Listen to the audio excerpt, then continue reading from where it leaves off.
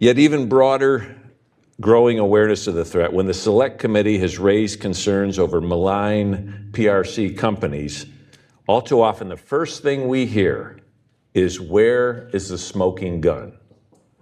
Allies, policymakers, and the public understandably want to see evidence of malign behavior before acting.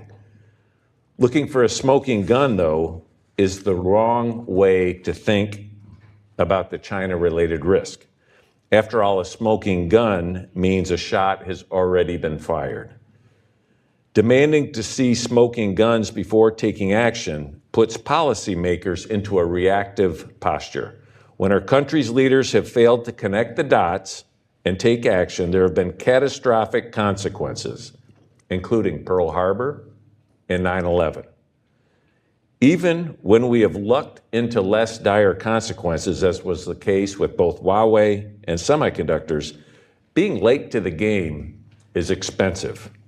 With emergency legislative solutions such as the so-called rip and replace costing billions in taxpayer dollars.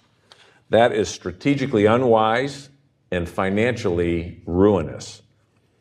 Consequently, I would like to spend some time outlining why we need to be looking not so much for smoking guns, but instead loaded guns.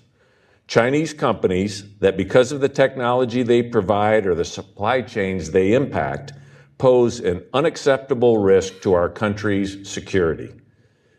Even Chinese companies that claim to be private may be called upon by the party to advance its interest at the expense of ours at any time for any reason through the CCP's national security law. Since its formation, our committee has been working overtime to identify and disarm these loaded guns, but the more we dig, the more we uncover.